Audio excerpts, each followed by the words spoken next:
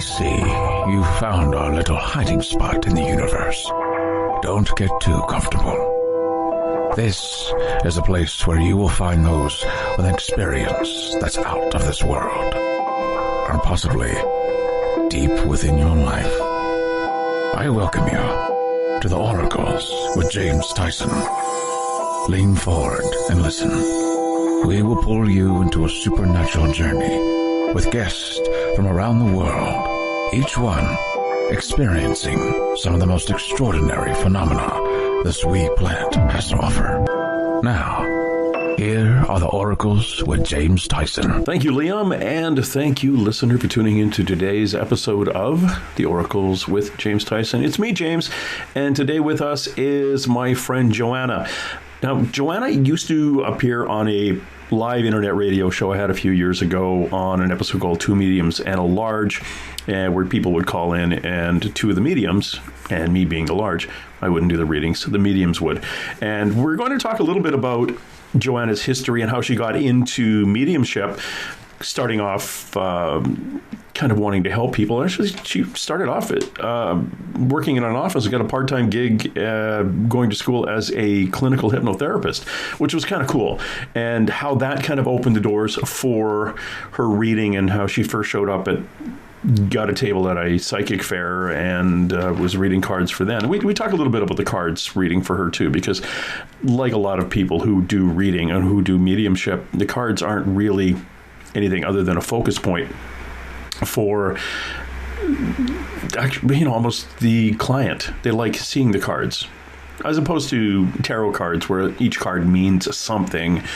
Yeah, okay, we can you can kind of show the client that, okay, this is death, which means everything's going to be good. It's a new beginning. Off you go, and that kind of thing. But we touch very, very briefly on that. But we do get into learning to provide information to the client. Like, how do you get information, process it, and say it out loud to them that's not going to freak the heck out of them? You don't come out and say, hey, your mom's falling off a bridge tomorrow. Well, yeah, honestly, you don't get that kind of information anyway, but there is ways to articulate it and not completely freak somebody out. And whether or not you just, in my case, you'll have a spirit come through, a dead person come through, not a ghost, but actual dead relative come through and say, hey, do you mind passing on this information to the person here? And I get that walking down the street, and then I have to articulate how I approach that person, because they've got this relative jumping up and down saying, hey, since you're a medium and I have this information and you have to tell them this, and you can't really just stop the person and say, hey, there's a dead lady beside you holding a grapefruit and with an umbrella and wants to tell you that the blue car that you bought yesterday is going to break down. Well, that is one of those things you totally freak people out about. And I always believe too, and I've been told this by numerous psychics who want to dictate how I do things because control and ego. You just don't read for somebody without their consent.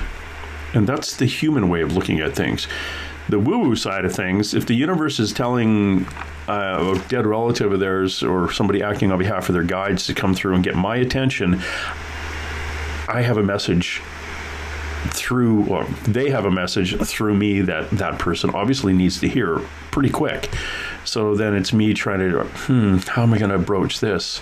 Hey, nice sweater. By the way, your grandmother is yelling and screaming about something that you're doing. Anyway, we touch a little bit about it. We touch a little more than a little bit about that. We talk about her spirit guides, and for those of you in the woo-woo community know what a spirit guide is, that's the kind of beings we get information from. And it's kind of funny, we talk about when a few years ago, for everybody, psychics around the world had ETs, extraterrestrials, aliens, non-Earth beings, step in and start running things. But you had to give them permission to. Those who were very, very tuned in, they had a choice. And some friends of mine, we talk about that said, I'm good. You guys can back off for now. And we talk about where Joanna's are now, and who's in there guiding her. And we talk about some stuff where she did have an ET come through, and it was kind of fun. We got to talk to him about what a UFO or what Sasquatch were, what a Bigfoot was, what was a Loch Ness Monster. We had an episode years ago all about that. We actually got to go through and talk to talk to this fellow. I think we called him Rob, or she called him Rob back then. And got a bunch of very, very cool information. And we touched a little bit on that. We also, in the second half, we talk about Mother Ayahuasca and what Joanna came away with in the ceremonies in South America that she's gone through. And this is kind of where the healing modalities come from. What was she shown during the ceremonies, and what is her path at this time of her life? And we talk about a lot of interesting things, how death is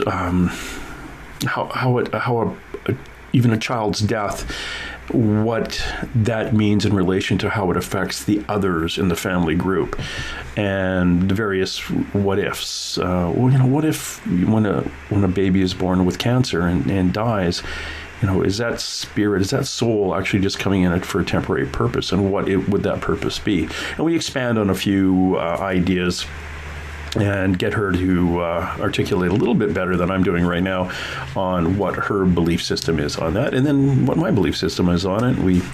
We come away still friends. So that's what we're going to be up to. I want you to sit back if you like psychics and you're interested in the development of a psychic and how they've been growing, or how a psychic grows from a psychic medium to a healer. It's kind of a nice little episode with Joanna we'll talk about. Now, Joanna, if you want to follow along at home, you can go joannathemedium.com. Again, that's joannathemedium.com. Please, if you like horoscopes, she does an entire every month on YouTube. Please subscribe to her YouTube channel, Joanna the Medium, and she'll give every zodiac sign a good chunk, just a reading every month, puts it out on her YouTube channel. Again, Joanna the Medium, and joannathemedium.com for her website. She is still doing mediumship. So if you do want to have a reading, she's still doing that, and she is doing healing, and it's kind of fascinating too. It's I've known her for a long time, and it's really cool that she's moved on and kind of opening that side of herself up to help others. And that's who Joanna is. Let's bring her in now. Joanna, how are you today? I am great, James. How are you? I am well here in the apocalypse. It's been going, well, it's an interesting time for us all. Sure is. Now, we've known each other for many, many weeks here, a few years. I first met you when you used to come on my live internet radio show, which had the episode every couple of Sundays. It was two mediums and a large, and thank goodness you weren't one of the large ones. Mm-hmm. You were one of the mediums, and things have really picked up in your life. Just for my listener who doesn't know who you are, tell me a little bit about your background and how you got into the actual mediumship side of things. I'm trying to think the best way to describe it without going in circles. So I guess I'll start about 16, 17 years ago or so. I had this real need to do something more with my life other than what I was doing, which is basically working in an office, being an executive assistant, yada, yada, yada. I've always had this kind of a knowing, like I'm sure everybody else does, that there was something more that I was meant to do, but for some reason it just wasn't really, it wasn't actualizing itself. So after some digging and some exploration, I ended up taking a clinical hypnotherapy course. That was about 15 or so years ago.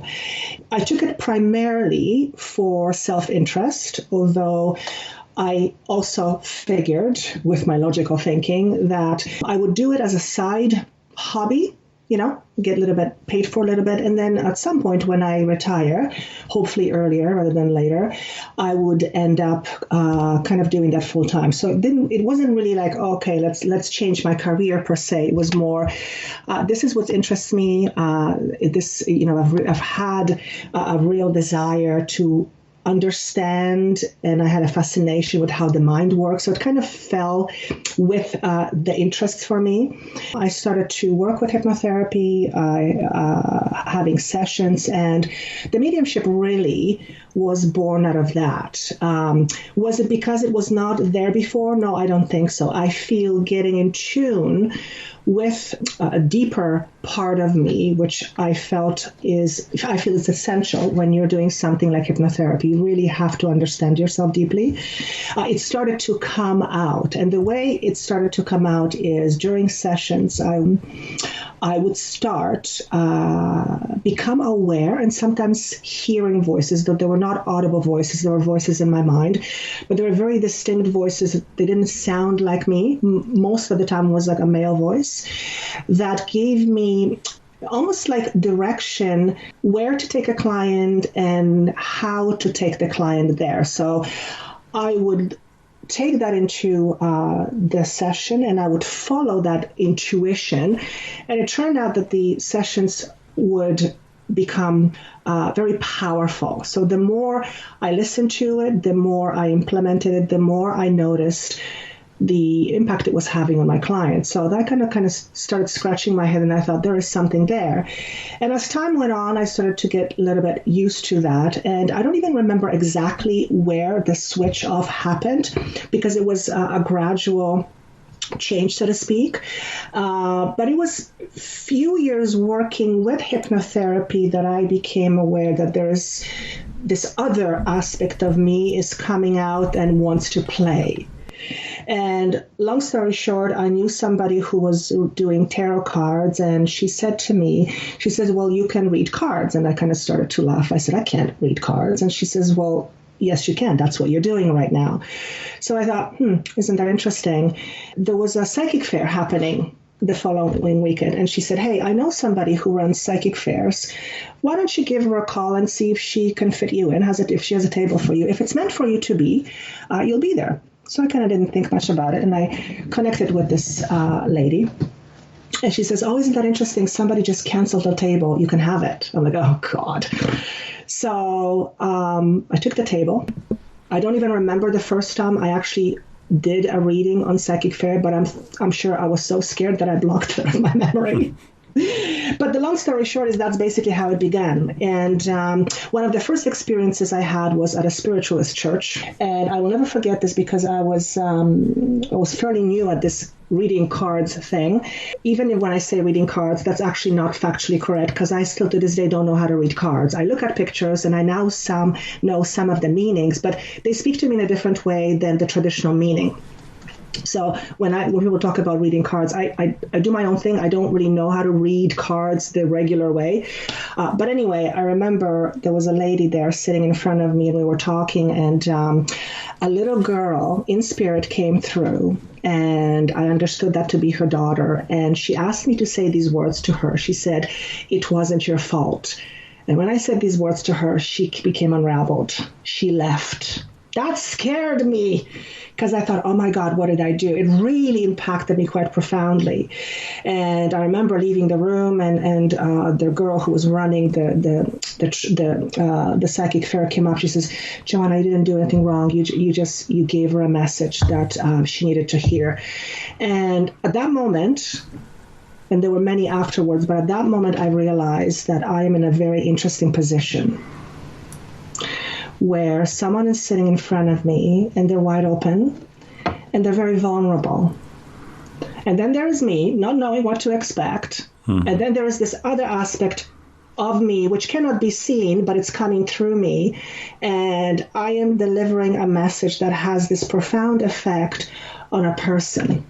And that in itself scared me. I could definitely see that. It's coming to the realization that you have that ability and that power to influence another human being's life very quickly, and it's just being a conduit for information. Right. At that time, I took her emotional discomfort as I took it upon myself almost as I felt bad for what had happened.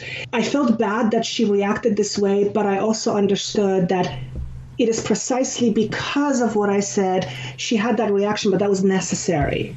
it was necessary for her to have almost like this emotional purge.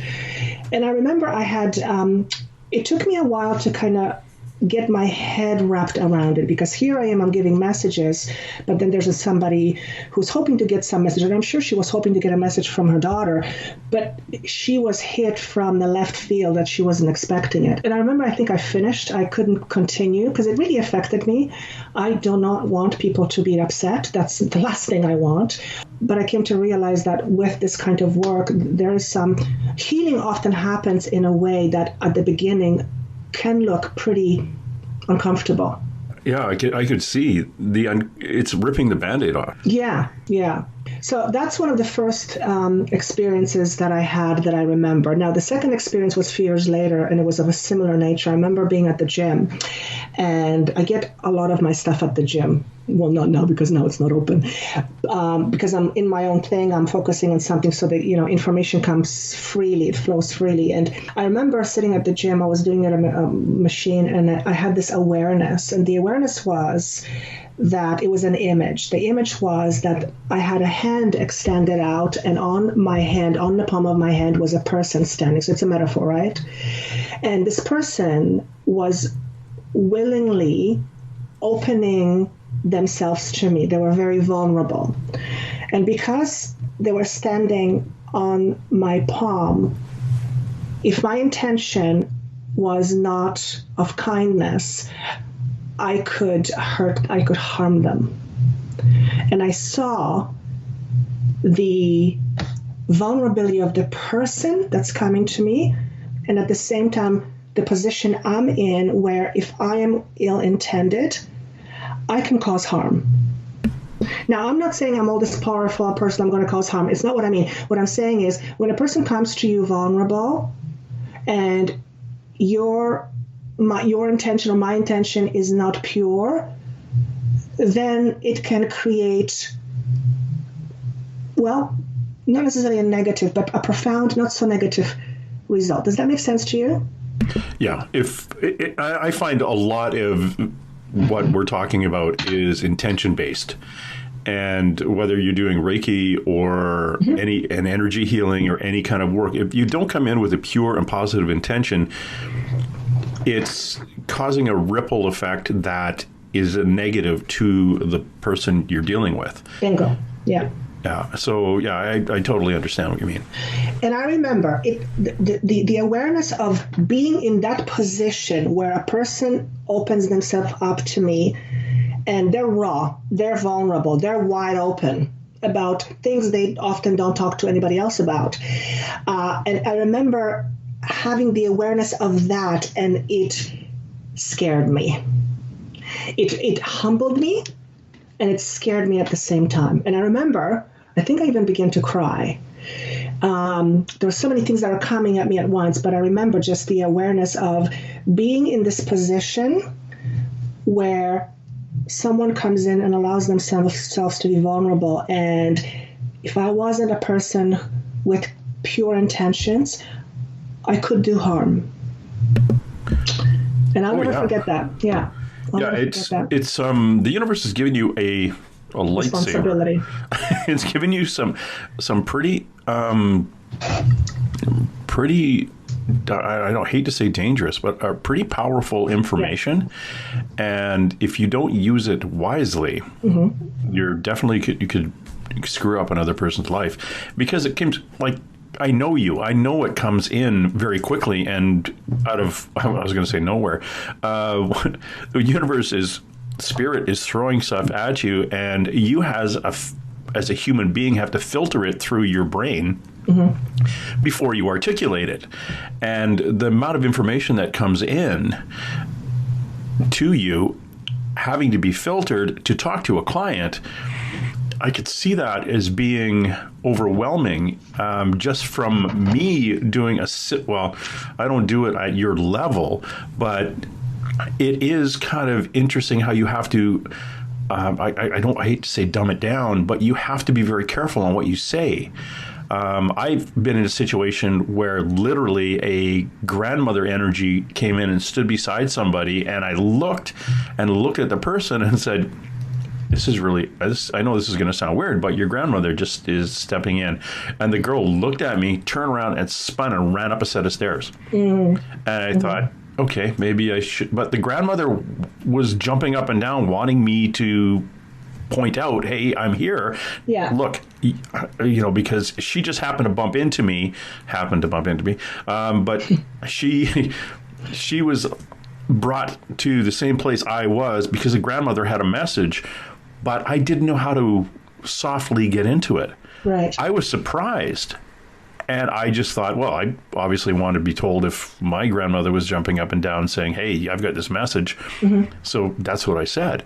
But it's a very powerful gift that a lot of people take for granted if right at the beginning that, oh, you've got information? Okay, I'll tell them. Well, no, you've got to understand that the person has to be in a position of ready to receive that information. And I always, had the fallback was, well, grandmother would know if the person is ready to receive the information or not. Yeah, maybe not. What you're saying is very, very interesting. Very, because that is the lesson, so to speak, that I was...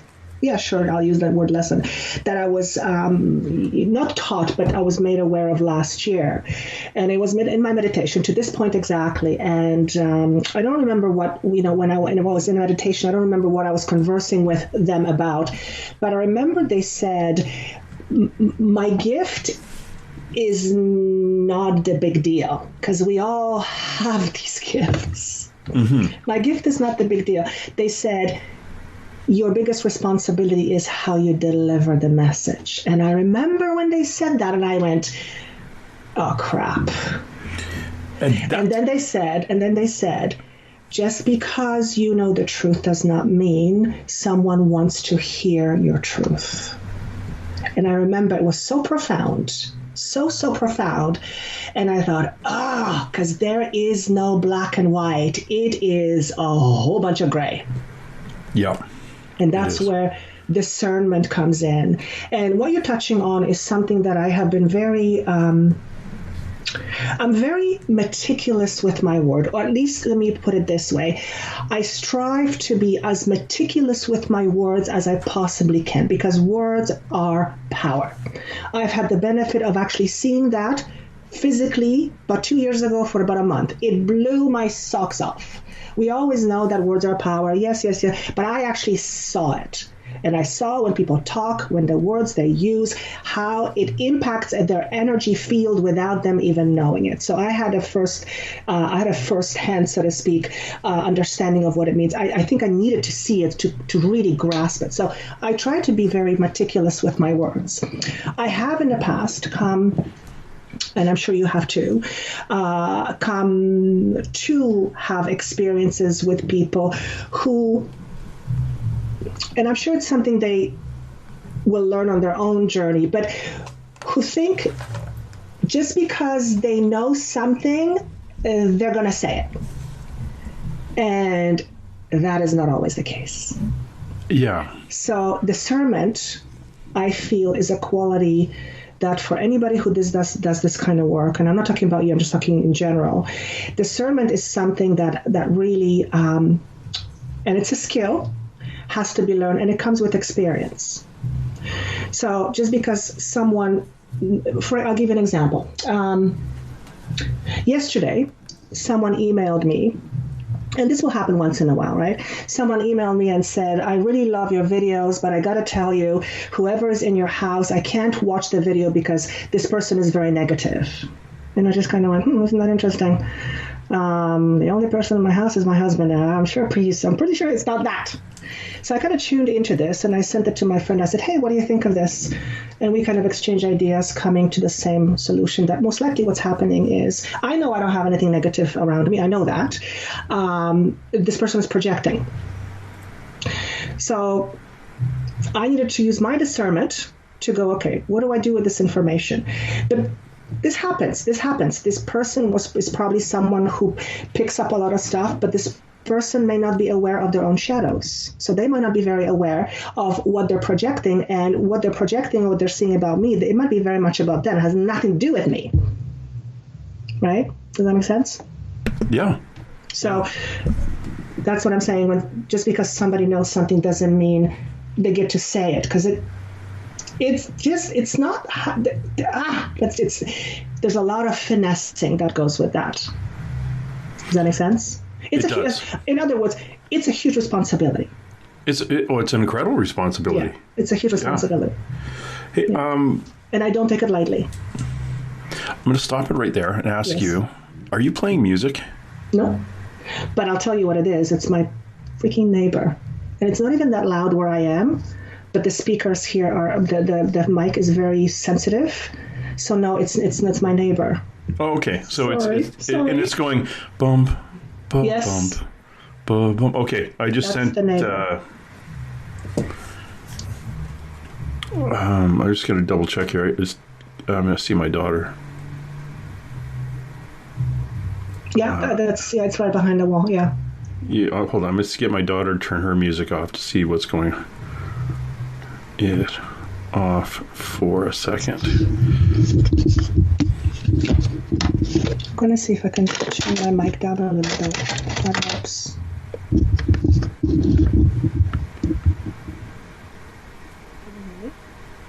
Oh, I can't hear you at all. Can you hear me now? Nope. Can you hear me now? Turn up a little bit more. Can you hear me now? Can you hear me? And a little bit more. Hang on one second. Oops, that's just, Get off the floor. That's just stuff. It's all the way up right now. It's all the way up. Was that where it was before? It was where it was before, yes. Okay. I'm just telling my daughter it's not her. It's definitely your neighbor. It's okay. Sorry, nothing I can do about that one. Hey, it's not that loud on my side, but I guess the speaker really, the mic really picks it up. The mic really picks it up, yeah. And when you turn the mic down, I just can't hear your voice. Yeah, sorry. That's okay. So we were talking about responsibility.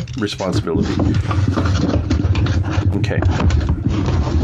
When you're ready, we'll go again. I'm just going to write down the time I did this. 31, 33, edit. So good doing a pre-recorded one. Yeah, you can clean that, eh? Yeah. That way I could... Oh, look at that. I don't hear it anymore. Perfect. All right, so take a deep breath, and we're going to go again. I have a question. I had a question. I should have wrote that down. I'm sorry, Joanna. Just give me a second to get my thoughts again. No worries.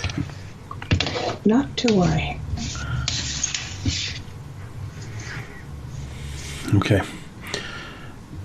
Yes, a lot of people don't understand that we are actually coming into this understanding there is a responsibility on our behalf. Gee, did that make sense? Understand that we understand that there is a responsibility on our behalf. I still get crap from psychics who say, well, you can't do readings on people unless they've given you consent first.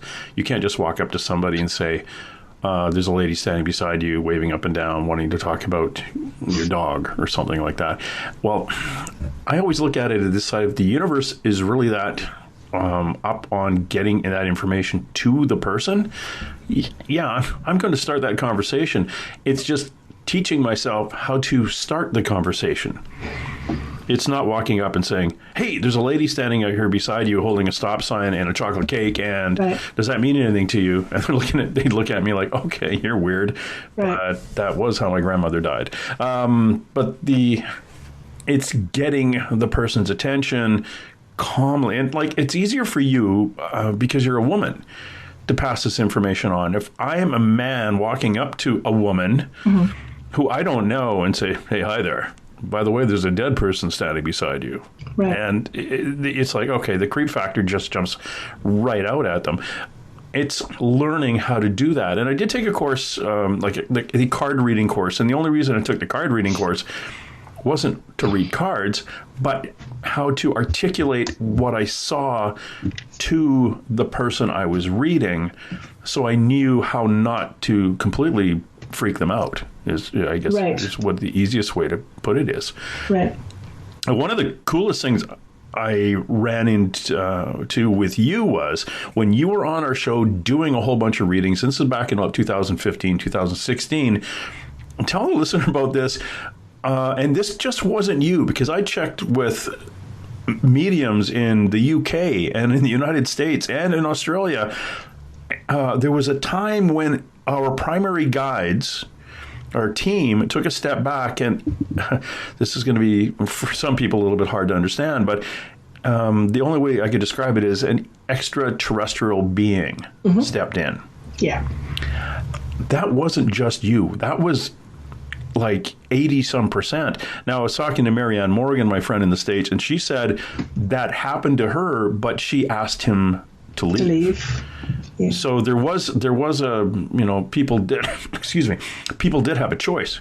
You have to excuse me, I got the 24-hour COVID. I think I've got the COVID-18.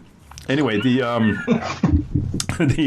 so this event was fascinating, and your fellow allowed us to ask him anything, as long as it wasn't controversial or conspiracy related, like the 9/11 towers and that was Rob, wasn't it? Rob. Yeah, Rob. Yeah, it was Rob. We called him Rob, and it was kind of fun because we did a whole 2 hours with him at one point, and he talked about Bigfoot and the Loch Ness monster, and I snuck two or three questions in on the Kennedy assassination before he shut me down, but it was very, very cool. That said, that connection to the other side of not only who we as human beings are and what we're doing here, but to the greater multiple dimensions and multiple beings that exist in the universe. Mm-hmm. You yourself have a team, you describe them. And you just have another guy, too. Didn't you have Paul? Somebody named Paul come through? So speaking of the whole extraterrestrial, I almost want to say my entire team right now consists of mostly extraterrestrials. Oh, really? I can't believe I just said that out loud. I did. Okay, it's out in the open. Yeah. Yes. As a matter of fact, when I do my healings, it is our Arcturians that I work with. That is fascinating. Yeah. Now, and remember Anna, Blue Being? Anna? Yes. Yes. So she became, I became aware of her around the same time that we were working together. And I remember, because she would first appear to me when I was still working in my kitchen, and we were doing shows. I was in my kitchen. And I remember she was just there, and she wasn't really saying anything. She was just observing. Well, last year, she came back and she introduced me to a whole bunch of her kind. Well, we talked about you because you would come on the show with a number of other psychics who would, in their conversations with you, basically say, yeah, you're not from around here, Joanna. You aren't, okay, you're from Poland, but by way of some other universe somewhere. So it wasn't like you were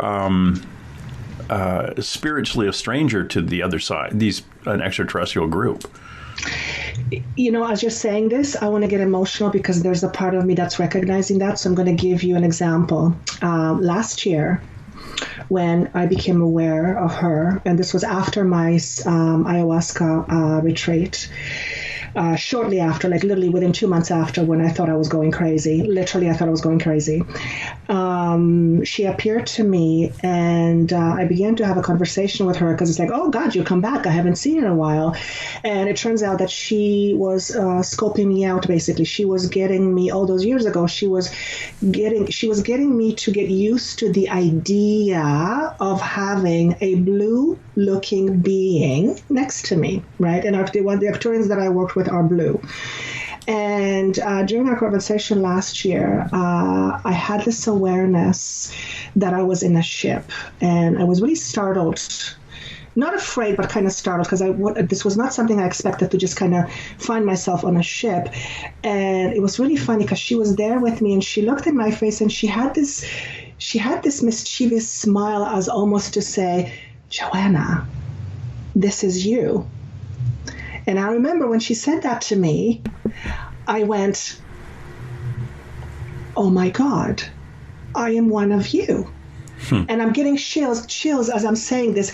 And it reminds me, again, last year, because a lot of things happened last year.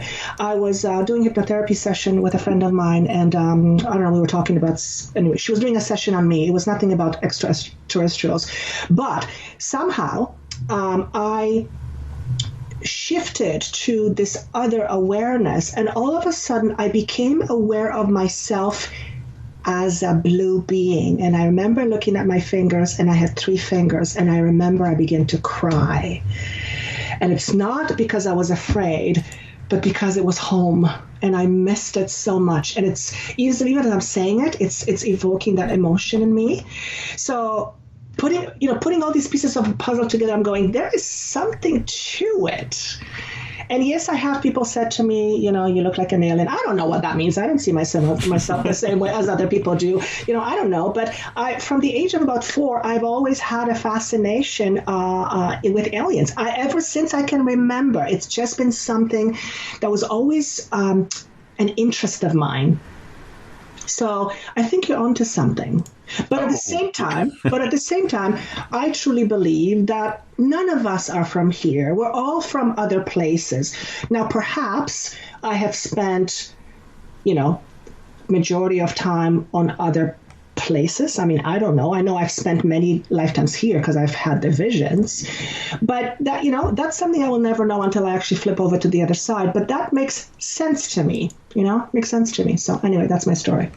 That's a very interesting story. Mm-hmm. And if somebody were to look up, or you've probably Googled what an artist's rendition of an Arcturian alien looks like. Yeah. Have you? Yeah, it's kind of that bald head. Yes. Big black eyes, bald. Yeah. Very small mouths. Small nose, like little tiny kind of nose. Yeah. Now, this is, and kind of a long gown, maybe with a sash. Anyway, here's my July 2019 thing. I'm getting a impromptu, like out of the nowhere, I'm getting a regression done. And I'm looking at the psychic I'm with, and she's saying, so what are you seeing? And I said, I describe basically an Arcturian, but not too blue. Mm-hmm. Right? And it's me, and I'm wearing this long gown, and I'm coming in, and I come down onto a pier that's out in the water. And I land on this pier, like just floating down, and I walk down the pier, and there's kind of a hole that goes down under these green treed mountains. Really beautiful. It was day, and I went down into this tunnel, and it was like walking into the way I can describe it is walking into a mall. On the right, there are people going one direction, on the left they're coming out, and there are things. I know I'm conscious of things that are off to the sides, like stores in a mall, but I'm not looking at them. Mm-hmm. And I keep walking down, and most everybody looks like me. And I walked down to an area that opens up, and there was like 2 or 3 levels, and it was like granite or marble, and there were big chairs, and these chairs had armrests on them, maybe about 20 inches wide, and they were kind of shallow chairs. And she said, what do you see? And I said, I see chairs. And she says, there's one that's empty. And I said, yes. And she said, what are you going to do? And I said, I guess I have to sit in it. So I went up and I sat in it, and sat there for a few minutes and got up, and I left. And as I'm leaving, this is where it got weird. She says, who are you? And I said, I'm my higher self. Mm. And she said, and who is your higher self? And I paused and said, I am my primary guide. Interesting. So and in 2012, when the psychic first sat me down and talked to me about all this woo-woo stuff that I had no conscious belief in at the time until after this conversation with her, she described my guide as a bald guy looking like he was from Egypt about 30,000 years ago. And I asked what his name was, and she said he laughed because we were always trying to put human names on people. Mm-hmm. And she said has never been terrestrial. So both of us went right over our heads that he's never been from this planet. Interesting. So the person I was describing in this regression was the person who was my guide, but my guide is me. So that was like a complete circle. Your guide is you in a higher consciousness, like on a higher, like it's I know what you're saying. I know exactly. Yeah, it's like the snake eating its tail. Yeah. It's a circle. It's like I am my spirit guide. Yeah. But not. It's like he's just he's allowing me to play in this meat sack here. Mm-hmm. And probably just shaking his head saying, oh, we're going to have to do this again. We're going to look, oh, he didn't do that. Oh, okay. We're just, all right. Who's going to be his secondary or his third, or what part of the team are we going to send down now to correct this? We're going to clean up this mess. So that's how I think that he's looking at me. But it's very similar to what an Arcturian looks like, but I can't tell you if that is something that resonates with me or not. I just know it's similar in physical description. Mm-hmm. Which, could be a neighbor. But that, anyway, it was very interesting when you said the Arcturians and connected to you, because it does totally make sense. And years ago, it was a few of us pointed it out, saying, yeah, okay, Joanna, you're not really from around here. You can come sit with us at the table, but yeah, you have to sit over there. No. Really? That's what you thought back then? No. Oh, yeah, we talked about it. We talked about you being more ET. Well, maybe you talked to somebody else about it. No, we discussed this actually on air with you. Maybe I lost the memory. Wouldn't be surprising. Yeah, but we did that, every weekend for 2 years or so. So it was one of many, many conversations. But I always remember talking about that, and it was like, it was your energy. It wasn't how you physically looked, even though you do have horns. But the 3, I might add, not just 2. Just 3. Try Sarah and Joanna. We were talking to Joanna the Medium. She is in the process of rebranding. Not really, because you're still a medium, but your modalities have changed. You've gone circling around back to you did as the hobby job, wanted to be a hypnotherapist, but you are a helper. You're somebody who wants to heal. So now you've kind of grown into the healer aspect in your modalities. And if people want to go check out your website, it is joannathemedium.com. Right. And please, if you're into, you want to know a little bit more about your horoscope, Joanna the Medium on YouTube, it's wonderful. My tenant and I, you come into the house sometimes and it's on the TV. It'll be Joanna talking. She does a 1 month read on all the horoscopes. Again, that's Joanna the Medium on YouTube. It's fascinating, the fascinating stuff that you connect to and how accurate everything is. And it always has been accurate. There was, before we get into the healer thing, I got to remind people, we did do a show on September 11th once at 9/11. I remember that one. And a fellow from New Jersey called up and said, so what do you see? And you basically described his cousin to a T who died in the North Tower falling through. And it was funny. You said, I don't understand this, but he puts his hands behind his back. He pulls out a cigarette in one hand and takes a big puff and pulls out a steak in the other hand. And you said, I just don't understand what that is. And the guy starts laughing. He says, yeah, that's my cousin. He was, before he passed, the doctor told him, you got to quit smoking and cut down on your cholesterol and fatty foods. So he was showing him that, yeah, look what I can do here. I'm all good. Do you remember during the same night that a lady showed up? Yes. We had somebody actually look into it? Yeah, he brought the dead cousin who died in the North Tower, whose body was never found. Yeah. He brought forward a lady who, during the show, we determined worked in his office. Yeah, it was crazy. That was crazy. She was pregnant, and she was showing you that her feet hurt. And it was because she had brand new shoes for the job. And they weren't broken in. And it was really, what I found was sad about that, she wanted to pass a message on to her family. Her husband, that she should have answered the call. Because I guess he phoned, we're guessing that's what she meant, that he must have phoned, but she said, I'll call him back kind of thing. But someone, while we were on the show, somebody actually started Googling people in the North Tower and whatever office, and maybe he did, the fellow who did this, because he knew what company his brother or his cousin worked for, and came up with the name that you gave us and her description, just her first name and the description, but he narrowed it down to the person, and they did find her. And very, very Catholic family, incredibly Catholic family, which is what made everybody take deep breath and step back. And again, we're going back to the beginning of the show when we were talking about how to communicate something with a loved one. Yeah. How do you breach that? So we kind of left it to people on that side of the planet over in New York, New Jersey, to deal with that, because they were the ones digging into it a little bit more.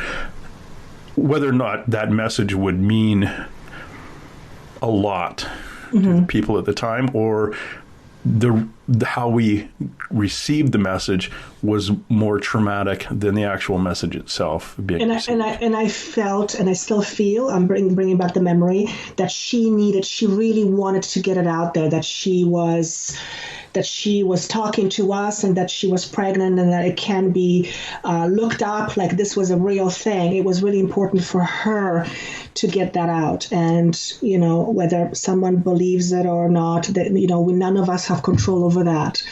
That's, the beauty of free will. But she really wanted to, because she just showed up. She just showed up. I have a lady here, and she's showing me she's pregnant. I don't know who she is.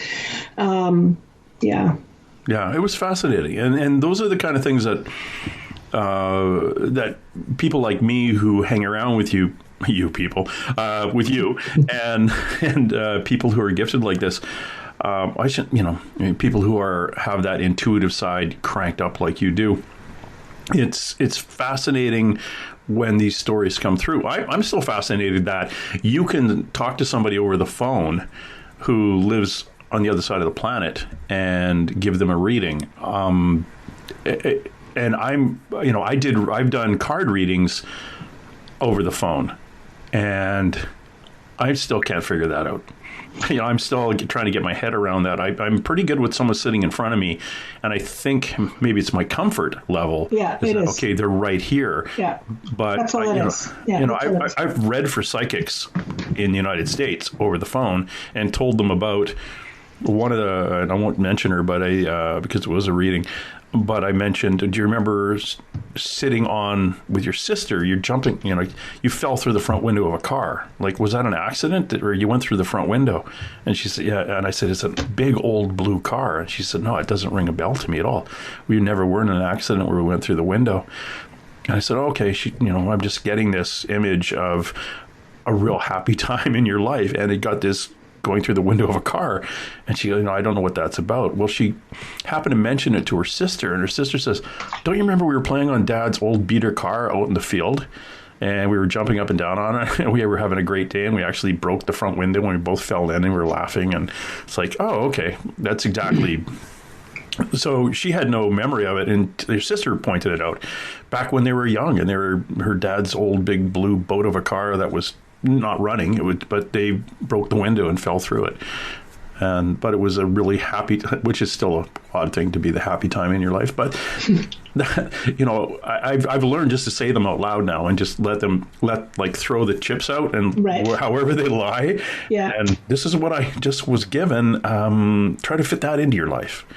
And that takes, with me, and to this day, I have moments when I struggle. It's just going to be probably part of my life until the day I die. It's just part of my personality. It's just I always want to give the best, and I hold myself to very high, very, very high standards. And I come from a space of not trusting myself at all to now being able to basically allow Paul to speak through me without me filtering stuff. So it takes a lot of time to develop the trust that even though you are saying something that makes no sense to the person, you have to stay confident in the fact that it may not make sense to them right now, but there is a message in it.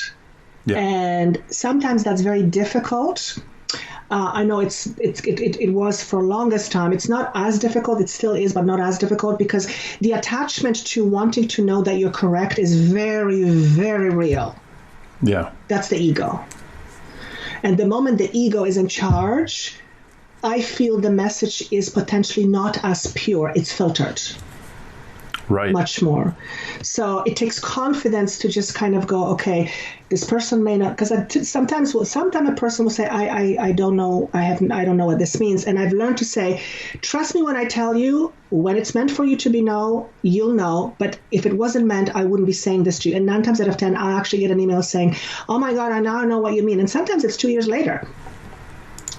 Yeah. So it doesn't happen as often as it used to, but maybe because it needed to teach me confidence. But yes, yes, exactly. Saying things that may not make sense to somebody, because those kind of take you back and go, did I make this up? It's real. Like, it's real. The self-doubt is real. Oh, I remember when you were reading for somebody and things didn't make sense for you. Yeah. And you were describing this man, fella called in, and he was another fella from the U.S. called in, and he said, is there anybody who's coming through? Because, just the generic, I don't have any questions right now, who's around. And you said, well, okay, there's a man coming through and he's wearing a vest. And there's this weird patch on his vest, and he's showing me the patch, this square on his vest. And he's very, very proud of this vest. And the guy's like, I have no idea what you're talking about. Mm. But you kept going. And then you paused and said, oh my God, there's bugs on it. And because of your background and, your growing up and his background and his growing up, he knew his dad had a fly fishing vest and was very proud of the flies that he'd tie to go fishing. And that's where they're displayed, on his fly fishing vest. Mm-hmm. And he needed to know that information to confirm, again, the evidential medium, to show evidence that you are talking to somebody they know, that this was his father coming through. Yeah. So as soon, and we used to do this horrible, and this is very, very common in group readings, or somebody like you is doing a reading. And it used to drive me crazy when I had a psychic on and someone phoned in and said, the first 20 minutes was them describing their mother, and like, okay, yeah, that's my mother. Okay. And then the medium would say, and she's got blue hair. Yeah. Okay. It's my mother. And, oh, she's showing me this. Yeah, okay, it's my mother. Okay, it's your mother. Now, what's the message? Mm-hmm. And that was, and I remember you growing through that, where you didn't have to keep repeating or proving it's the mother. Correct. We got the mother. What's the message? Yeah. It's up to the person, and it's to the client or to the person who's getting the reading to have their belief kicked in where, okay, that is my mother. And as soon as that happens, boom, the information comes. It's almost like the evidence helps the person to relax and open up. And when you have the evidence, this is what the ego says. That's interesting. I wonder what else she has to say. If the evidence is not there, oftentimes the door remains closed. So whatever message comes in may not be as received. So I don't do these type of sessions. It don't happen very often to me because my work has evolved, and I don't spend almost any time on bringing dead people through. It's on rare occasion when they will show up, but in the beginning, it was very much okay. I need to make sure that this person is comfortable with the fact that whatever I'm talking about is real. But that was a lot of it. It was about me. Yeah, a lot of it was about me because I needed to make sure that the person was comfortable, but I'm not responsible for the person's comfort. Does that make sense? Yeah. And again, just growing. And so I guess the long story short is I don't do these sessions anymore. It's just not, I've evolved from it. Not that there's anything, absolutely not that there's anything wrong with it. It has its place. For me personally, I've moved on. I've moved on to what I'm passionate about, which is my job, it's not even a job. My passion is to help you understand your power. And the way I'm going to help you understand your power is I'm going to show you how you block yourself from it. That is what I love. Perfect. And that's Joanna the Healer. Yes. Although I've always been a healer, if you really think about it. Yes, of course. Yeah. It's just that I had to kind of sort of own it. And I've had, it took me quite a while to actually step into, to actually embody it. Because I had a real problem with it at the beginning, not because I didn't want to, but because there was a really strong part of me that felt undeserving. Really? Of it. Oh, God. Yeah. I remember when I was doing the ceremony when a being, alien, let's use that word, even though I don't like the word alien because it somehow diminishes the being for me. But this being basically said to me, "You're not Joanna the medium anymore." And I said, "What?" And he said, "It limits you." He says, "You're a powerful healer." And when he said that to me, it hit me like a ton of bricks. And the feeling that came with it was this deep, undeserving, and it was so palatable. I just went, "Oh God." And he says, "Look, you're all healers. That's a fact. Now you have two choices. You either accept it or you deny it. It's up to you." And I just went, "Well, I'm not arguing with you, that's for sure." And I said, "Okay, I'll accept it." So what this taught me is this. We're all healers because we're all energy. It's not even like we're all energy. And as such, we manipulate energy 24/7. We do it mostly unconsciously. Okay? And because we have the ability to do it, it means, because what is healing? Healing is to bring things back to balance. That's what healing is. I don't do the healing. I help a person find their own balance, but I cannot make a person balanced. Why? Because I'm not the person who is making them unbalanced. What I can do is I can facilitate and push the energy. Actually, one of the things that they said to me the other day was, "I'm like a battery charger. You know when a battery runs out of juice, and then you have to kind of charge it? That's essentially what my job is. I will infuse you with certain frequency, and that frequency will push through the blockages that you have, but then it's up to you to keep going." Right? So I don't know how I got on that tangent, but it's good. No, it was a good tangent. But I'd like to take you back, though. Yeah. Actually, before I want to go to the ceremony. Please. And we'll talk about that. Yeah. But before that, I want to go back a bit ago. You were talking about 2 years ago, you could see words. What did you mean by that? Okay, so what happened was I became aware of when I spoke words or when I thought words, and when people spoke words, I saw energetically the frequency of each word. It's like, how can I explain it? See, some of these things are beyond language. I think this will illustrate it. It's like I saw certain words like clouds. Certain clouds were fluffy and light, and certain clouds were dark and scary. And these clouds had an energetic effect on a person's energy field. It's a simple example. You know the experiments that have been done with water, when you say to water, "I hate you," and then when you say to water, "I love you," and you look at water particles under microscope, the ones that say hate and the ones that say love look completely different. The ones with hate were completely distorted. You know that experiment? Yeah. That's the best way that I can explain it. So for example, I was sitting with a friend, we were having a coffee, and she was talking about just some of the things that she was talking about. And I became aware of certain words that she was using, and it was part of her vocabulary. But these words had a lot of heaviness to them. So the more that she said certain words, the more it solidified her skewed belief about life and herself. Now, she wasn't aware of it because it was something she's done all day long, and she was just on autopilot. But I was able to see it. Okay. Does that make sense? Yeah. Now, since then, just by pure observations, like when you talk to somebody, observe the type of words they use. Okay? You'll notice that people will use certain words quite frequently, and that can tell a lot about their belief system. Now, they may not piece those together because they're in it.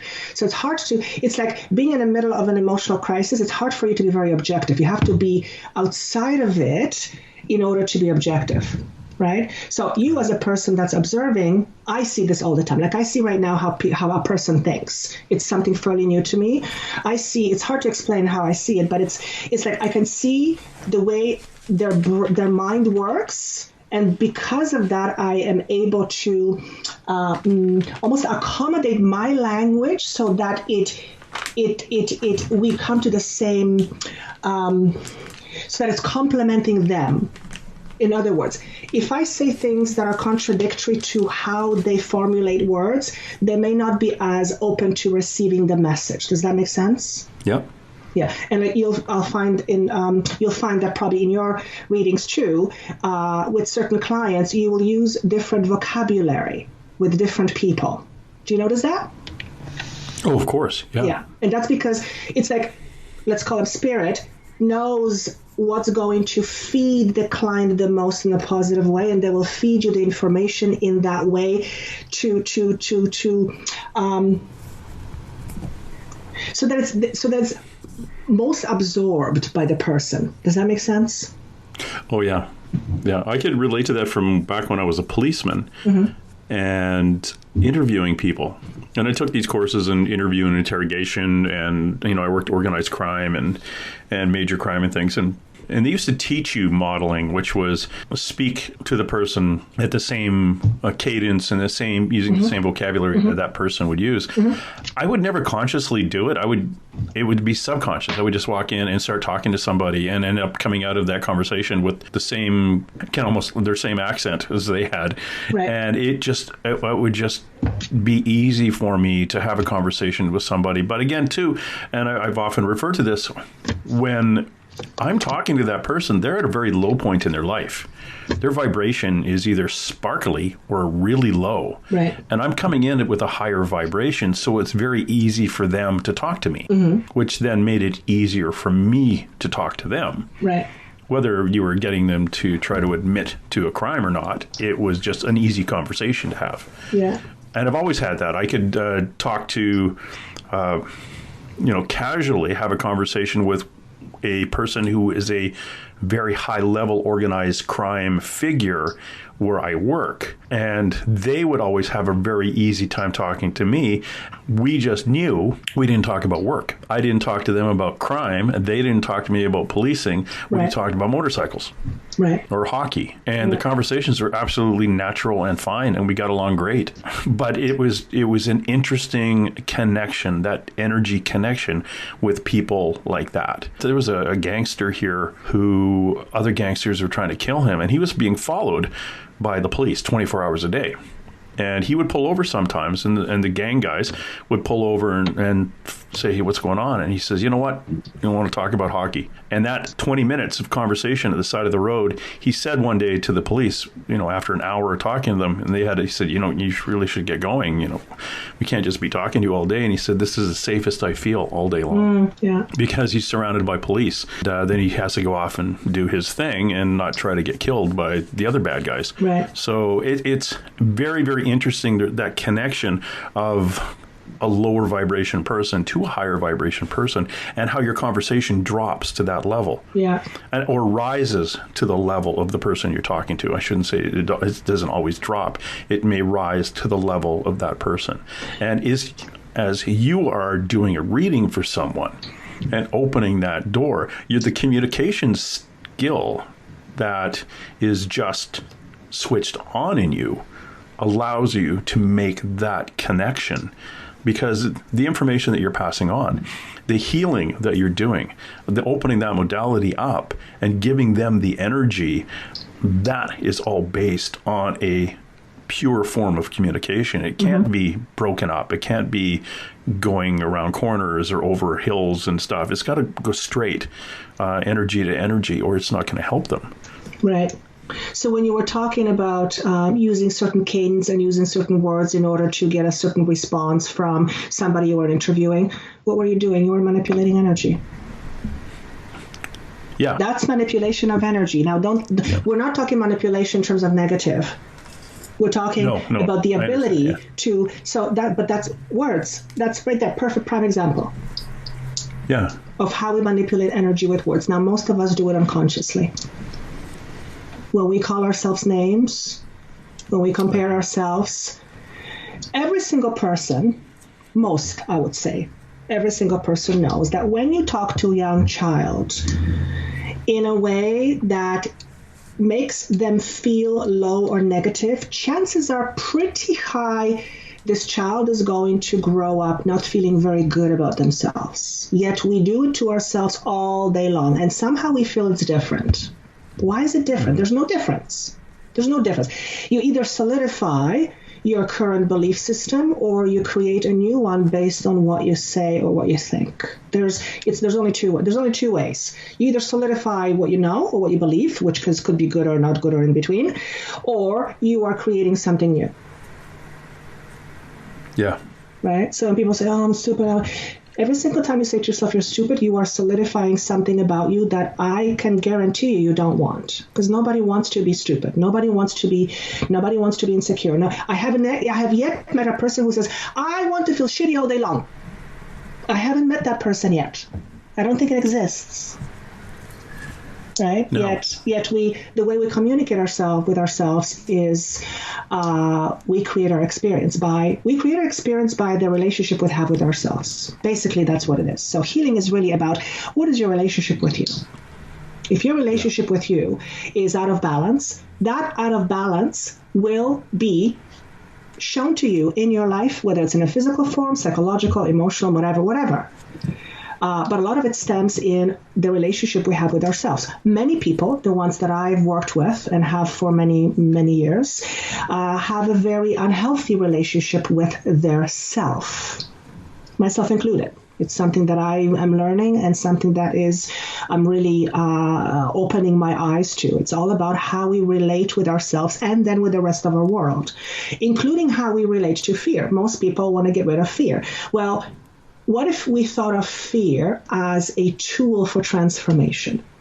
What if from the very beginning of our life, we were taught that even though fear feels not great, it is something that ultimately can be embraced? Because the moment you change your relationship with fear, it takes on a different meaning. Number one, you're not as opposing to it because you're treating it more like a friend. And generally, when you have a friend and friend is helping you or an ally, you don't want to get rid of it. You don't want to fix it. You don't want to destroy it. So a lot of it is about how we relate with ourselves, right? Most of the conditions that I have come to work on during healing are, I'm not going to say they're responsible for how we feel, but there's an absolute definite connection to our emotional state. And by far what I've seen the most problems that I've seen come as a result of a suppression. In what way? Suppressing aspect of ourselves, suppressing our feelings, suppressing our emotions, suppressing our beliefs in order to fit in, yada, yada, yada. Yeah. Because when we suppress aspect of ourselves, whatever it is, we're essentially saying no to part of who we are. Okay. Think about it. Yeah. Right? Yeah. When we suppress those aspects of who we are, it's almost like we create this void. And that void is a need. That need, as long as it's a need, it has to be fulfilled.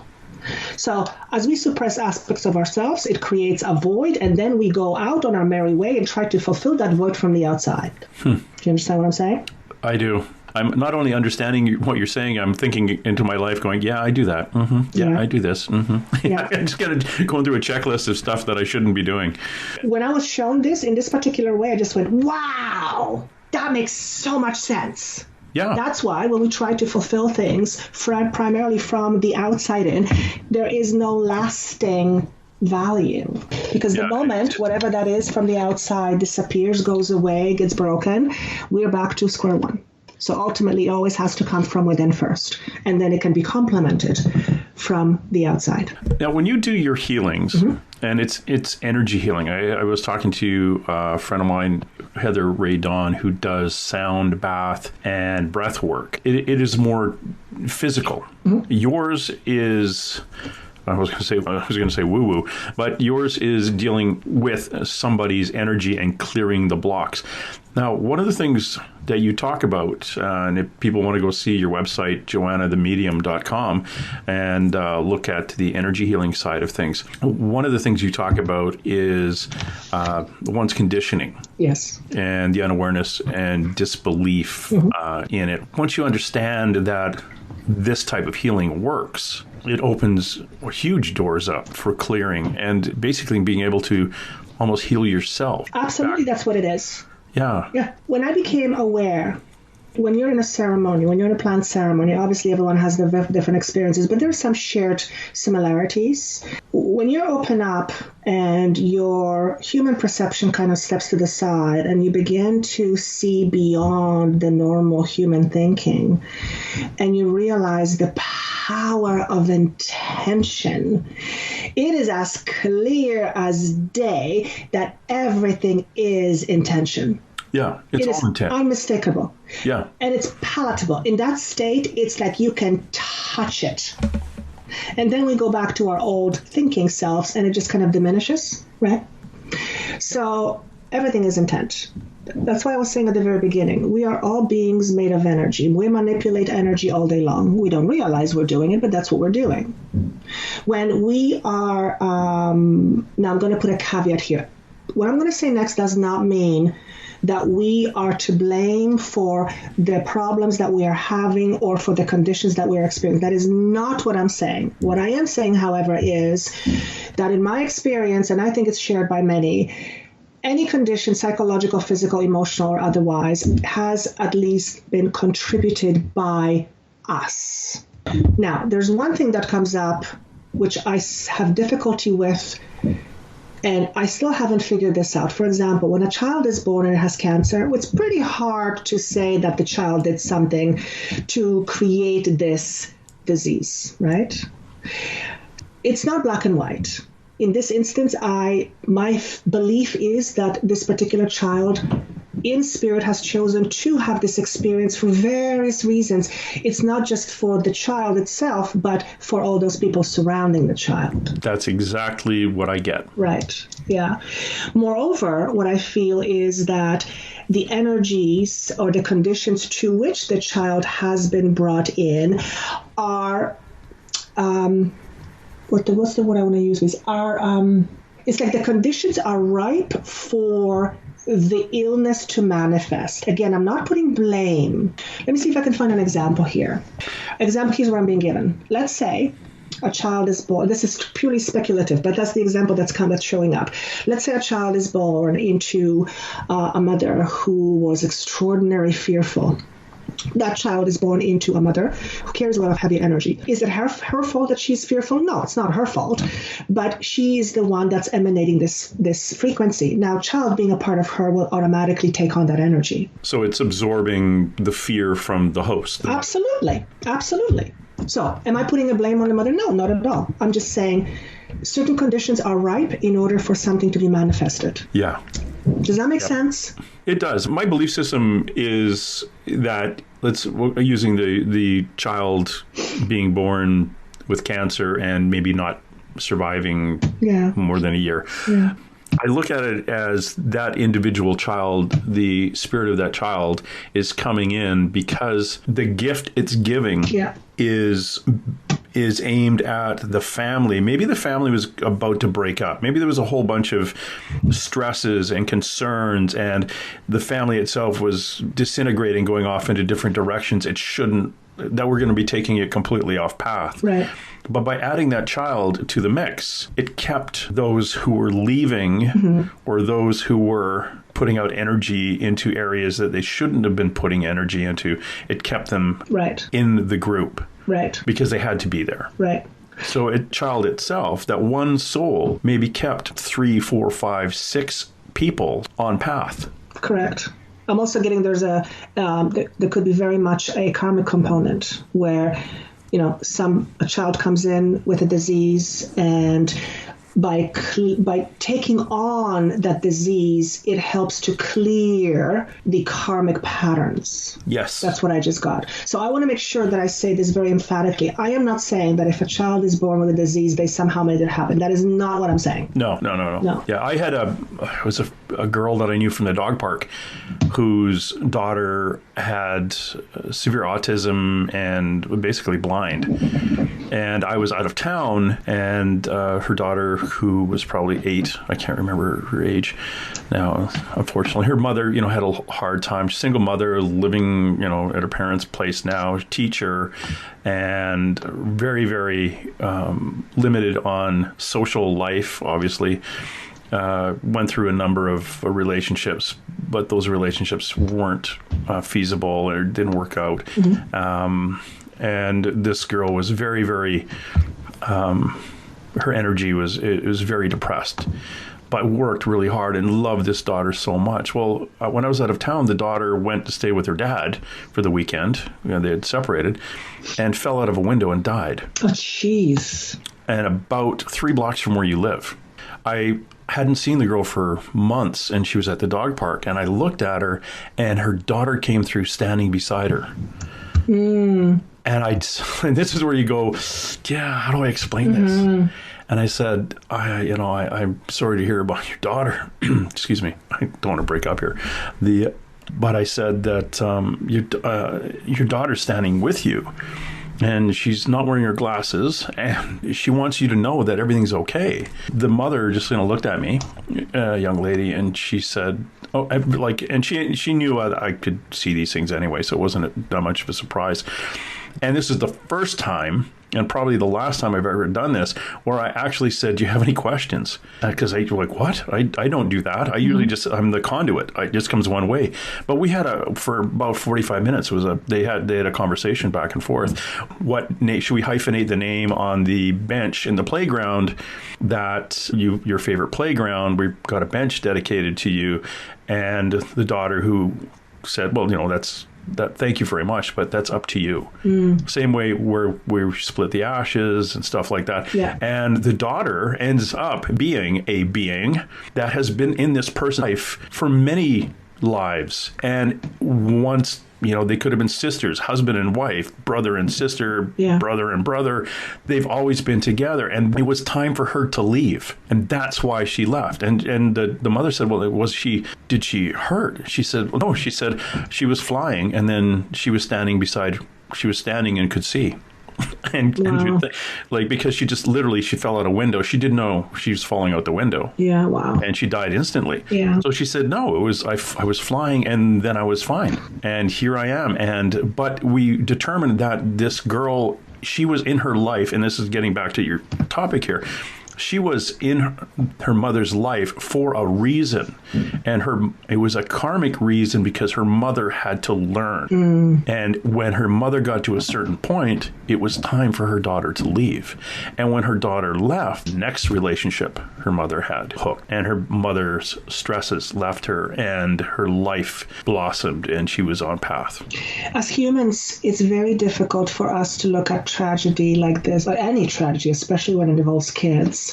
It's very difficult. I have difficulty when it comes with kids and with animals. My humanness kicks right in when people abuse animals, and I have a very difficult time trying to get to my spiritual self. It's just, that's my humanness, and I don't feel bad about it, but it's hard. It's not black and white. But yeah, it's very difficult to understand these things from a logical perspective, because it has nothing to do with logic. Let's talk about the ceremony. What was it, and what did you come away with? Oh, wow. Let's see. There's an hour and a half right there, right? Are you kidding? Well, that was 7 days. No kidding. In an hour and a half. So what is the biggest takeaway? Oh, and what was it? Tell my listener what it was. I'm trying to tune in. The biggest takeaway that I am being asked to say is that the awareness, and I don't know why it's hard for me to say it. Wow. The awareness that we are love. And when I was experiencing unconditional love, it was very hard for me.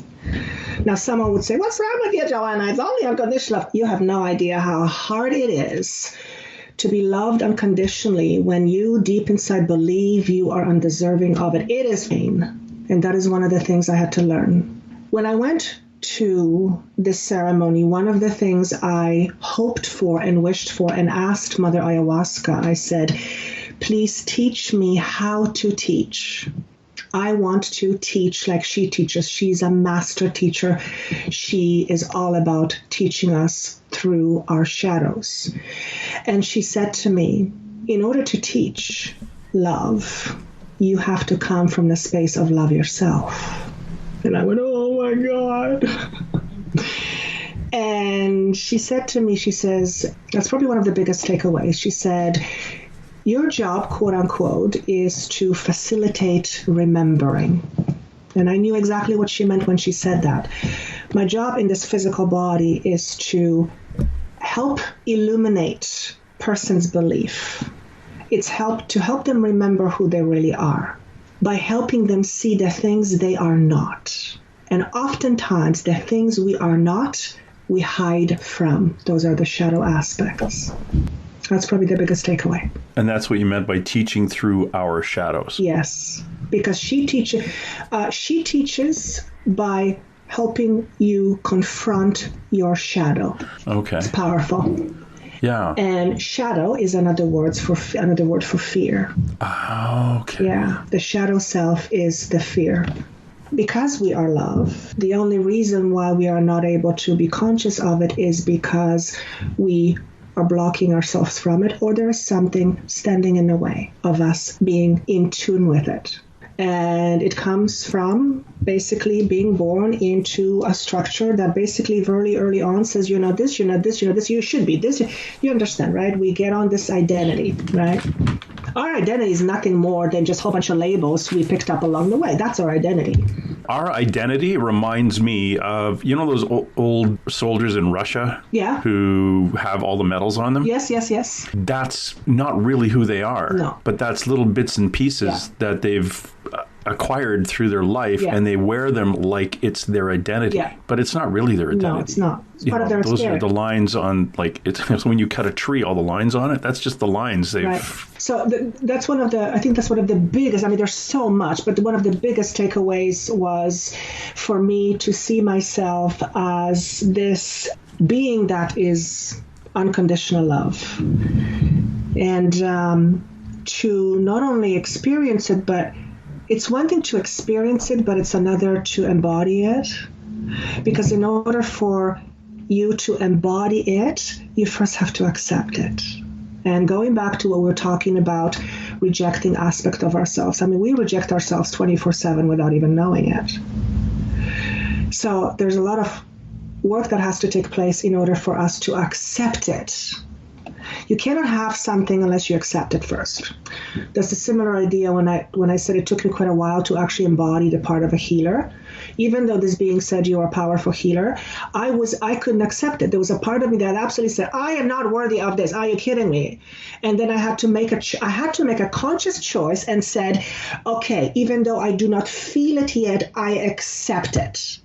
And that taught me something very important. And it's something I try to convey all the time. You can learn to accept things you don't believe in yet. You can learn to accept things you don't believe in yet. You can also learn to accept things you don't like. When you accept something you don't like, you make it a part of you, and then you can work with it, because the moment you accept it, you shift your relationship with it. You're not as an opposition to it.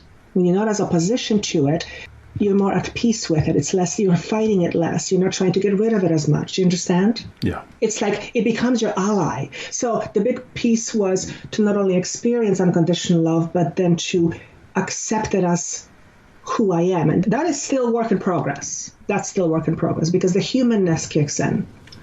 The other takeaway was the other one was being essentially told you're no longer a medium. It limits you. You're a powerful healer. And I'll be honest, when he said you're no longer a medium, part of me got scared. My ego got scared, because my ego went, then what am I? Then what am I? The ego wants to label itself, because without it, it doesn't exist. Without labels, it doesn't exist. And ego is afraid of its own death. So the moment we start taking labels off or away, the moment we less identify ourselves less, the ego starts to freak out a little bit. Yeah, ego's the hardest thing to get rid or to work through. That's a daily thing for me. Mm-hmm. You know, why you do certain things, why I, part my hair on the right or left, or when I used to have hair.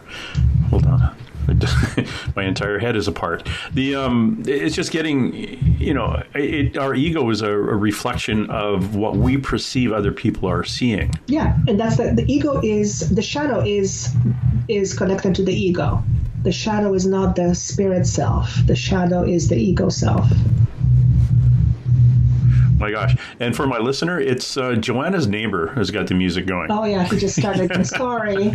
Oh, that's okay. It's just kind of either that or you've taken yourself back to a Peruvian jungle with the ayahuasca.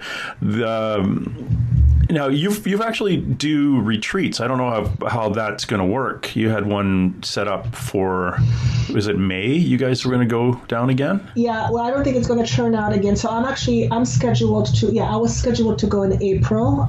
Now it's not going to happen to, looks like end of May. And it just depends what's going to happen, if it's going to happen at end of May. So that's a personal one. There is one that I am putting together, which is later in the fall, where I will be hosting it. So there will be a whole bunch of people coming together, and my role will be to be part of the experience with everybody, but also to help during the week to help people integrate their experiences. Because what I found is, myself included, what I found is that many people come out of these incredible experiences, and they're so profound, and oftentimes people don't know how to bring it back into regular life. That's the hardest part, I think.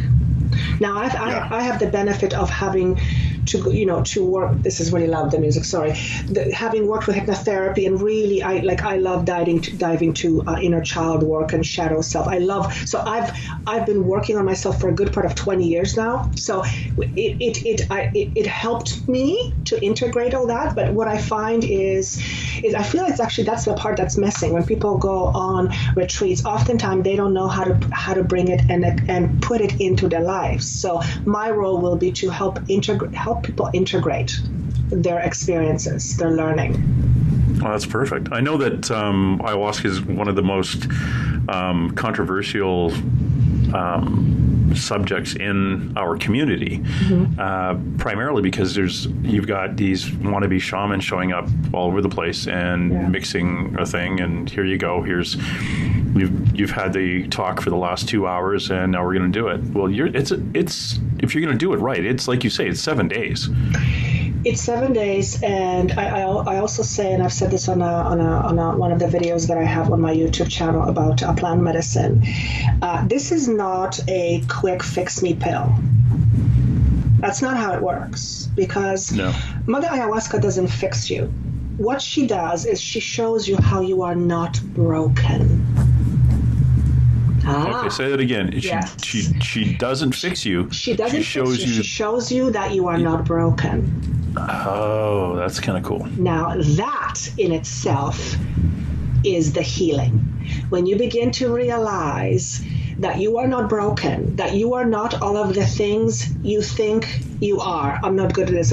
When you realize that is not who you are and you feel it, that's when the healing starts to take place. But excellent. But we still have what's called a habit. We are in a habit of being ourselves every day, and I feel Joe Dispenza says it that way. You're in a habit of being yourself. You wake up every morning, you have certain thoughts, you do certain things a certain way. You're in a habit of being yourself. Yep. So you can come back from the ceremony and you can have what's called the halo effect for quite a while. I mean, mine was for about a good 2 weeks, where I literally was in the real world and it felt weird. It felt cold. It felt rigid. It felt almost like metal, overstructured. And I came from this beautiful experience where I felt the unity and the wonderment of the universe itself. And you just plunked into this world. So it takes a while, for the halo to go away. But once the halo goes away, you're back into your routine. And you come in with the knowledge, but then you have your habit of doing your routine. And your routine doesn't magically go away. If you want to change it, you have to make the change. So what she does is she will give you knowledge. She will help you have an understanding. The understanding helps you implement new aspects into your life, but she doesn't do it for you.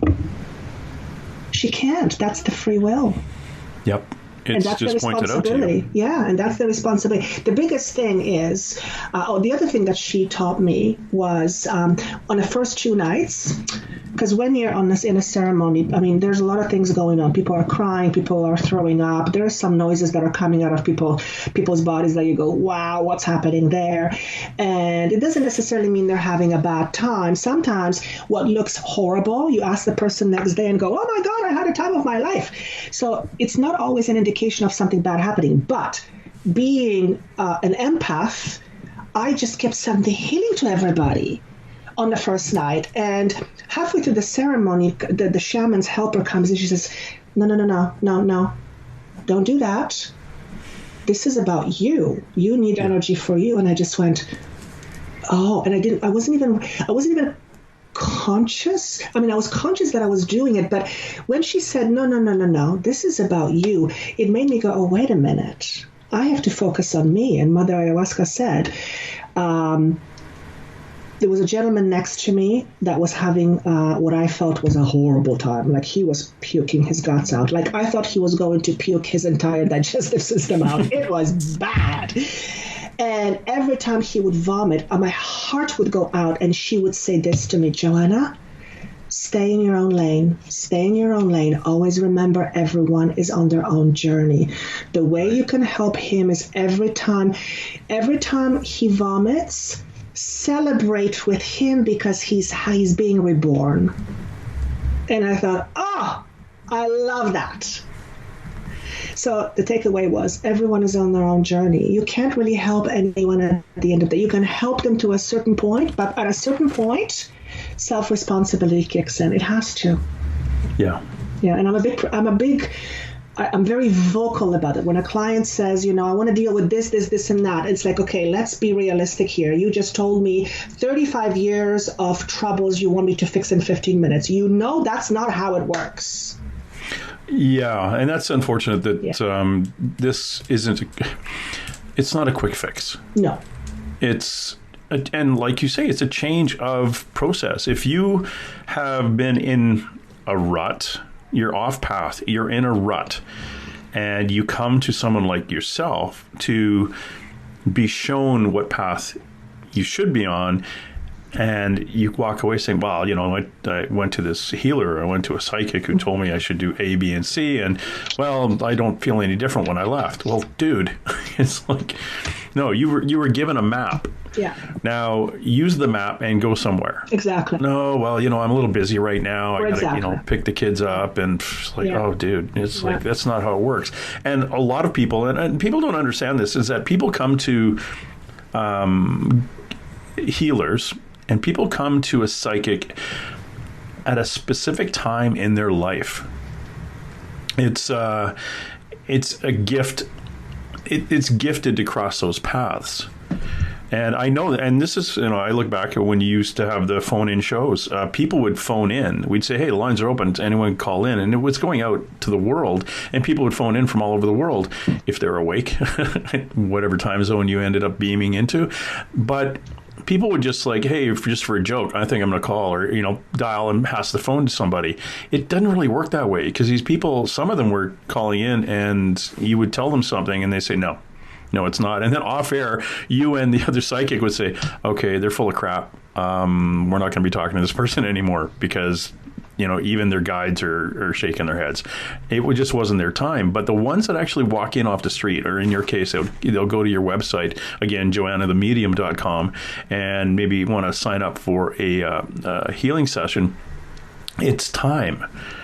So if you've actually gone through the process in communicating with a healer, getting a hold of Joanna, or finding a healer somewhere else, or having an experience in South America, a proper one, within the ayahuasca, like going through a proper ceremony and not take the shortcuts with all the wackos out there, it's your time. Yeah.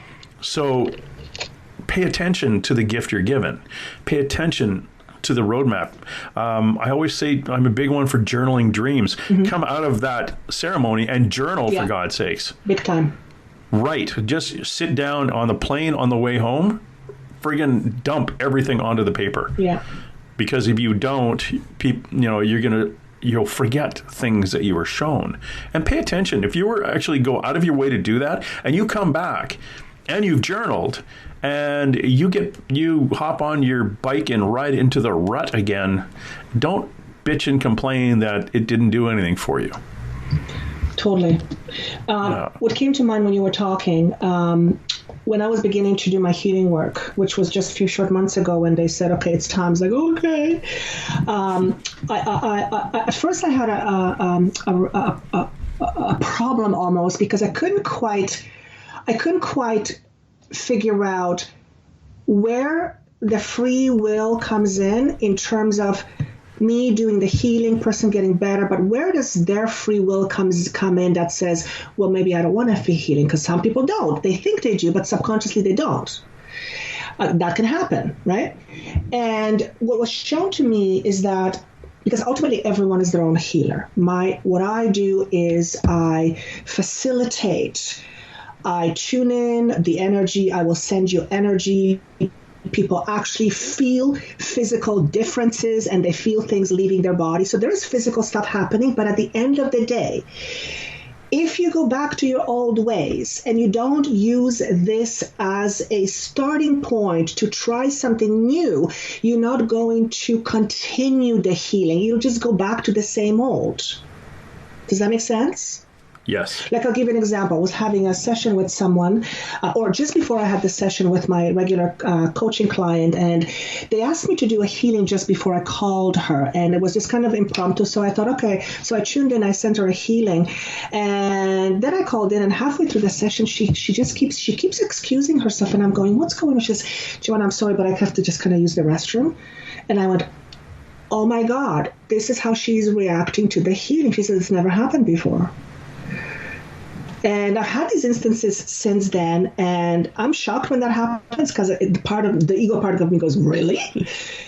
So there can really be some physical stuff that can happen. But at the end of the day, the healing allows for here's what the healing does. It pushes through some of the blockages. So you may get some stuff coming out so that you can clear, because when it comes out, it's in your face, you can clear it. And it's very supportive of putting new structures or new foundations forth.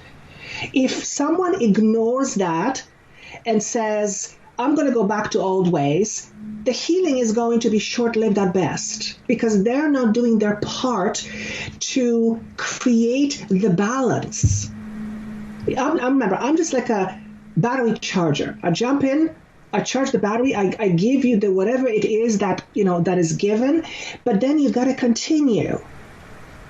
It's like going to somebody and saying, I want to lose weight, and you get a whole mop, and you even get the food prepared. If you go home and they put the food in the fridge and take out pizza, well, that's it, right? Yep. So the healing absolutely helps. And in many instances can produce incredible results, but it's not like having to deal with suppression for 35 years and having developed some really physical stuff that's not very good, and thinking that a 30-minute healing session is going to erase that. It's very unrealistic. Miracles happen, don't get me wrong, but there's got to be the personal responsibility that comes in, and I'm always very vocal about that. Always. If I feel like somebody says fix me, I always say, sorry, you're not broken. Yeah. So if you have an imbalance, let's look how are you contributing to that imbalance? Because guess what? You do. Of course you do. We all do. If there's an imbalance, we contribute to it. There's no question about it. Right. I can live my life bitching and complaining that I should lose 5 pounds, but does it affect the way I eat? Probably not. I don't know why I'm gained so much weight. Well, because you're eating a lot and you're not getting exercise. No, that can't be it. Okay, tomorrow I'll work on that. Well, no, I just told you why. Fix it yourself. You know what this reminds me of? Actually, it's fresh off the press, so to speak. Last night I was sometimes I watch the 600-pound life show, and there was a woman on weighing quite a bit of weight, like she was quite obese, and she went to this clinic and she's trying to get the surgery, right? And they have to put her on 2 months diet just to make sure that she gets into good habits, because if she has the surgery but she doesn't have good habits, she thinks the surgery is going to somehow fix her. And the guy says, how is it, the surgery itself is not going to make you eat less or make you eat different choices. That is up to you. She couldn't understand it. She couldn't understand it. She was getting really mad. And it's like, that's kind of the same thing. You know, there is things that can be helpful, and absolutely things do help, but at the end of the day, you got to make a change. Yep. You got to make a change.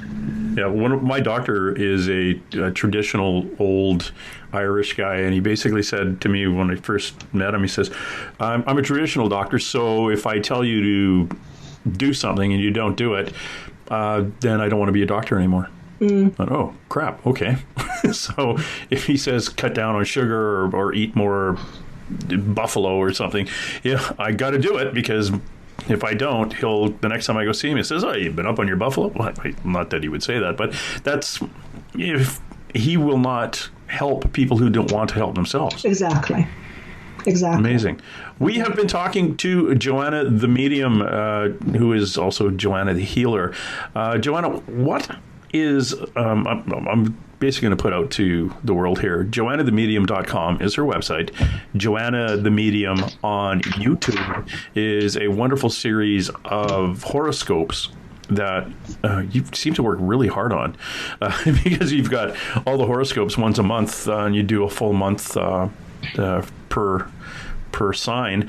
But you also have a Facebook page, and now you've got a private community in the Facebook page, and that is for people of like mind, people who are interested in coming in. And basically, if this resonates with you, if this type of modality, if this type of conversation resonates with you, Joanna has a Facebook community. Where can we find that private community? Do we just go to your Facebook page? It's actually called Joanna the Healer, formerly Joanna the Medium. Okay, Joanna the Healer, formerly Joanna the Medium. And it'll show that it's a private group. Okay, we could just click on the little thing and off we go. Absolutely, yeah. Okay. The easiest way to think about it is, what is my work really about? I'm passionate about helping person realize their potential by helping them see the things they're not. Okay? Excellent. And it's all about empowerment. Everybody's idea of empowerment is different, but essentially it's the same thing. So in the private group, I will be having private live sessions with Paul, who is the bridge between me and higher consciousness. So we'll be doing things that are not available on YouTube or somewhere else. That's the benefits of, and we actually exchange information, and I come in and chime in, and people ask questions, and I share stories, but it's very private. It can be shared anywhere. It's so people have confidence that even if they share their deepest challenges, that nobody's going to see it, so they feel safe. Yeah. And that's what we need at this time, particularly at this time, when the entire planet is, the anxiety driven and a little bit wonky. For those of us who have a little higher, a slightly higher sensitivity to other people's energy. I was trying to be politically correct. Mm-hmm. for us who can feel everything out there, it's a good place to come and vent, or I shouldn't say vent. Come and exchange some ideas and talk amongst ourselves on how maybe somebody else is dealing with stuff. And even how the current situation is affecting. I mean, it is affecting everyone around the world in various ways, and a lot of it is in a fearful way. And it's really about, how do we deal, what's being brought up right now what's being brought up with each and every person. And a lot of fears are being brought up, right? And we can talk about, oh, this is happening because of this or that. At the end of the day, because I said to my team, I said, okay, like, with all this stuff flying around, is it real? Is it not real? Who made it? Who didn't make it? Like, all this stuff. What is it? At the end of the day, what do I do with it? And it was so simple. At the end of the day, you ask yourself a question. How does it affect me, and what can I do about it? What can I do about it? What can each individual person do about what's being brought up within them? And what it comes back to is always one thing. It's all about your inner work. Yep. Because when you are feeling less fearful, this will not be your reality. They actually said to me, it is happening and it's reality for other people, but it doesn't have to be your reality. And I said, well, where is the space between, not wanting to know and being ignorant, but also, and it's like, you got to find that middle space, what works for you. If I listen too much to the news, I start getting angry. Like at a certain point, it starts to affect me. That's when my body says, okay, Joanna, enough. And then I have to go away, and then I have to rebalance myself, because once I start feeling that, then I'm tapping into fear. Once I stop tapping into fear, that I'm feeding the fearful aspect of me, which I don't want to feed. Right? So ultimately, it's my responsibility. What do I do with all this information? Am I going to be ignorant to it? No, because it's serious shit is happening, excuse my French. But does that mean I'm going to spend every waking moment listening to CNN talk about how many people have died? No, because that doesn't help me either. No. Right? So at the end of the day, we're being presented with an opportunity to really look inside. Yep. And this thing is saying to us, I'm in your face. What are you going to do about it? Yep. Because this represents fear. Yeah. It does. And you'll find that the people who are working together are less fearful than the ones who are isolating. Absolutely. Well, I shouldn't say we have to isolate, but you know what I mean. Yes. The ones that are pulling back and afraid and not wanting to engage and not wanting to help other people, they're not going anywhere. They're stagnant. It's the ones that are out there helping, and the ones who are thinking of other people and communicating with them and sending a little text and just double checking, we're still connected. And you know what is coming right now for me to share? I really believe, maybe it's a naive part of me, but I really believe that even though what's happening is not great, I feel there can be something beautiful that essentially comes out of it at some point. And each and every one of us has the opportunity to decide what does this mean to us, and what are we going to do with it? I had somebody the other day losing their shit, excuse my French, with all the theories about this and that, and people who are trying to get you, and monsters coming out of the closet. And I saw this person like, oh my God, this person is going in the black box. And it's like, we have to shake ourselves. If we fall prey into the fear, then the fear won. If we look the fear in the face and ask, okay, what does this fear bring up in me? What is it in me? Because it's a mirror. Think about it. It's a mirror, right? Mm-hmm. And if we look at what is it in me and what can I do about it, then we can find our way around it, or we can find our way through it, not around it, through it. It's usually, in order to conquer a fear, generally you don't go around it, you go through it. Yeah. Right? So there's an opportunity for all of us to start evolving by shifting how we vibrate and what we believe, what we pay attention to, what we focus on is how we create our vibration. If we are constantly tuning into fearful messages, then we are feeding the fear frequency. It's that simple. Yeah. But it's at the same time not being ignorant to it. You can have something happening that's fearful, but you don't have to be plugged into it. You can be an observer, and you can do your best trying not to get sucked into it, because it's not about being ignorant. I don't think I don't think that solves anything either. But it's about, again, where is that middle point? How am I not too sucked into it, and how am I not ignorant? Where is the middle point? Right? And each and every person will have their own little middle, you know? Oh yeah, it is.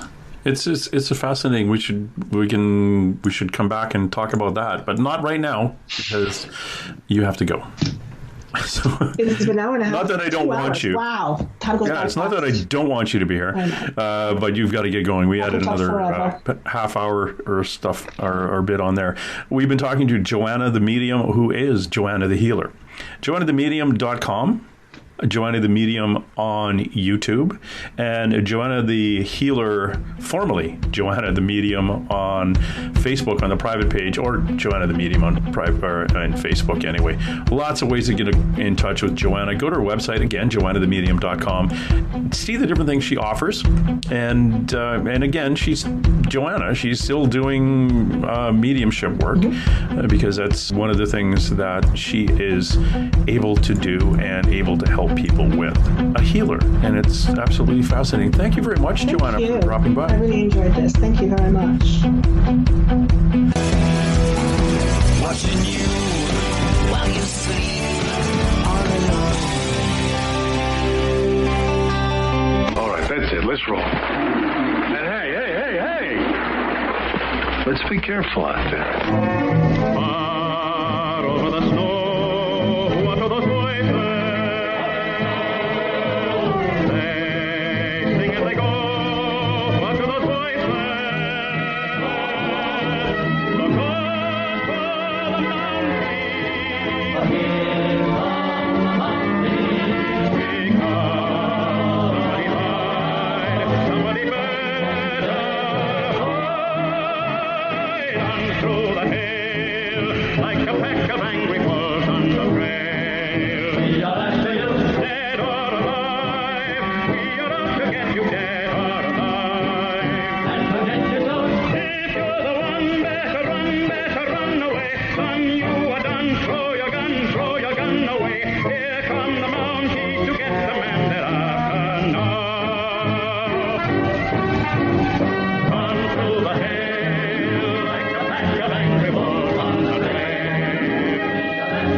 Dead or alive, we are out to get you, dead or alive. If you're the one, better run away. Son, you are done. Throw your gun away. Here come the Mounties to get the man they're after. No!